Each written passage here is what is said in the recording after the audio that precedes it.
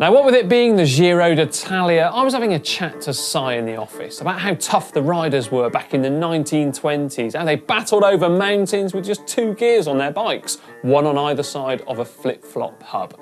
And I said to him, how about I build up a bike for you to try and do that too?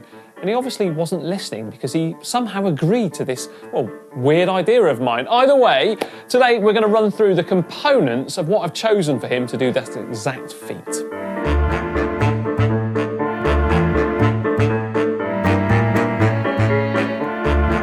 Now let's start with the frame of the build, or the chassis if you like. Some of you will remember the cheap bike to superbike upgrade and renovation series that I did.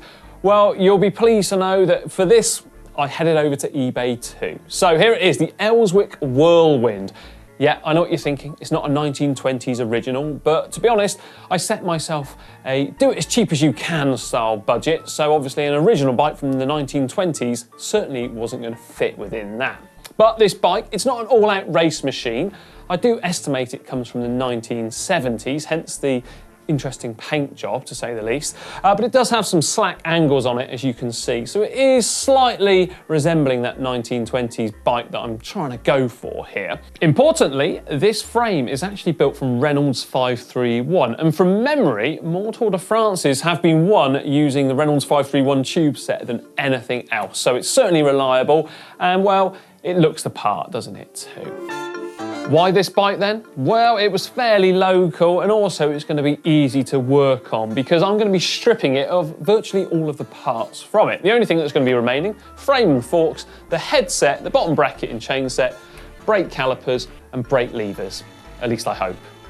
I want it to be modern yet old.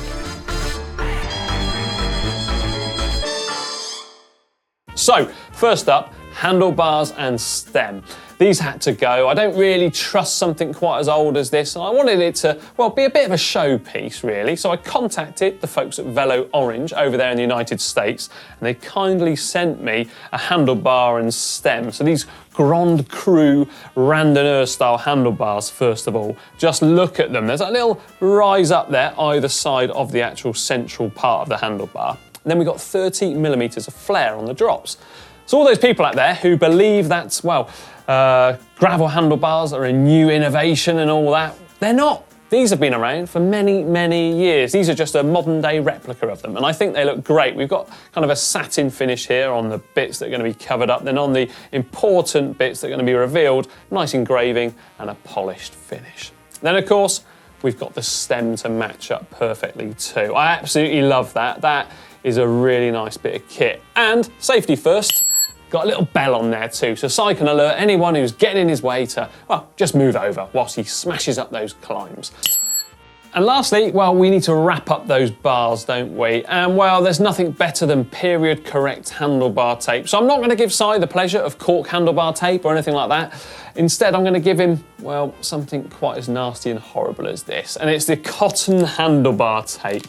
Essentially, it looks like rim tape, but you wrap it on your handlebars. This was used up until, I believe, the early 80s when the Bonotto shiny ribbon took over. That was just as bad, if not worse, because when it got wet, your hands slipped and you would let go of the handlebars. With this, though, it's going to offer him a little bit of grip, I imagine. Sticking with the cockpit then, well, I've decided to upgrade this quite tired looking seat post with this one. So a much more classic and classy looking affair. Well, kind of the same really, but just not quite as rusty. So this one, as you can see, is pretty short and probably not long enough for Si's legs or, well, any of the GCN presenters, to be perfectly honest. So this clamp here, that'll easily go onto this one, and then we're not going to use this nasty old vinyl saddle. Oh, no, no, no. I want Si to have a little bit of comfort, so I've treated him here to a Brooks saddle. Check that out, the B17, an absolute beauty. They say that these never wear out, they just wear in. I think really, though, that your bum just gets used to it. Right, let's talk wheels then, because I wanted 700C wheels for this bike, but it came with 27-inch. So there's about 8mm difference in the actual total diameter between the two. Not the end of the world, but I could run into a few problems when it comes to building it up, but we'll tackle that bridge when we come to it.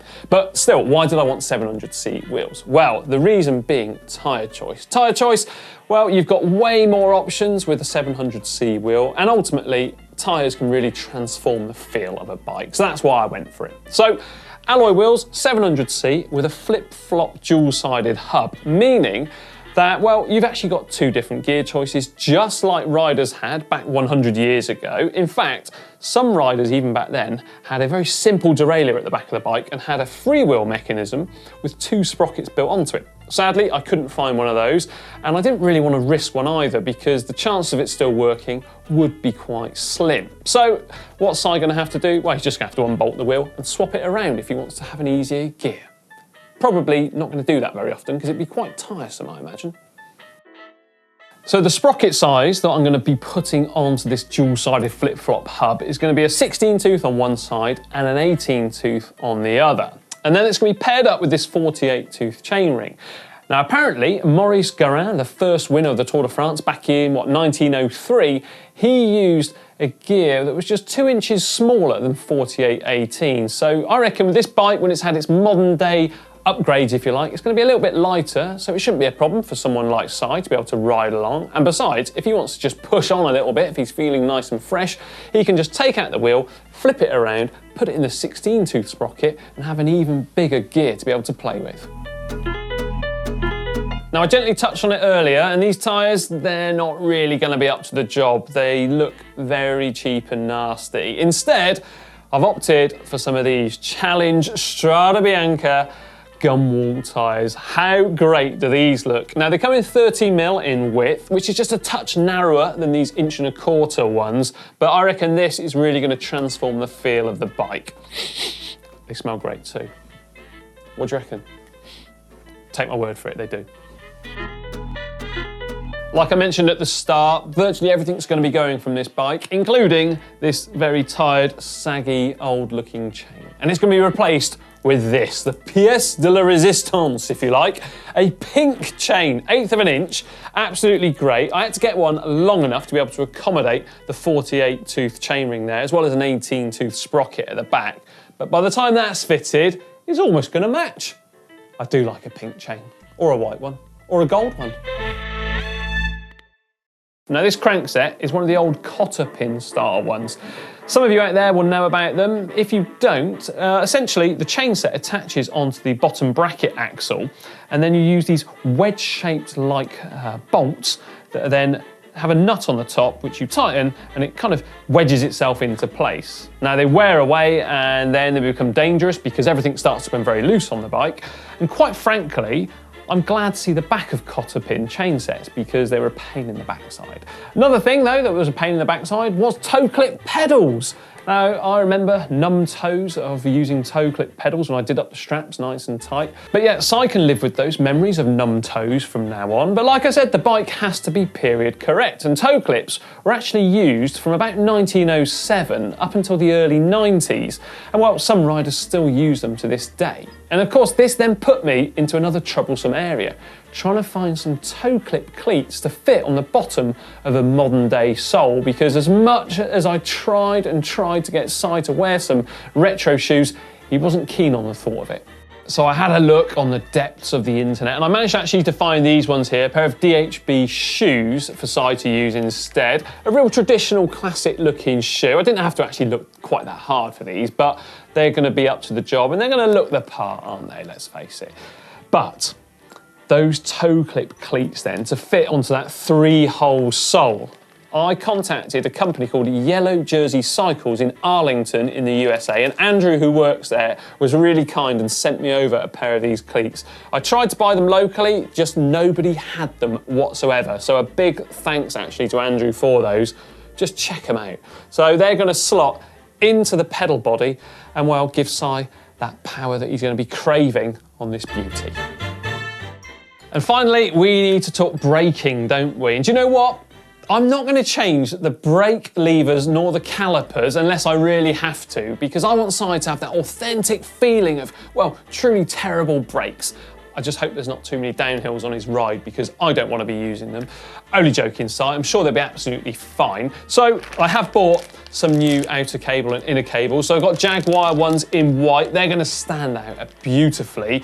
And to match up to, I've got some new cable clips that I'm going to be using here on the top tube to replace these rusty old ones. They're just going to look a little bit better. So there we are, the components and bike for this kind of 1920s retro feel bike that someone, sadly Si, has to ride over a mountain or two.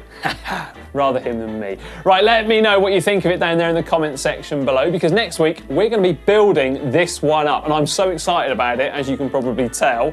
Also, why not check out the GCN shop at shop.globalcyclingnetwork.com. We've got a whole heap of limited range of goodies too, including this rather cool sweatshirt. So head on over there. And now for 2 more great videos, how about clicking just down here and near this manky handlebar tape. Oof.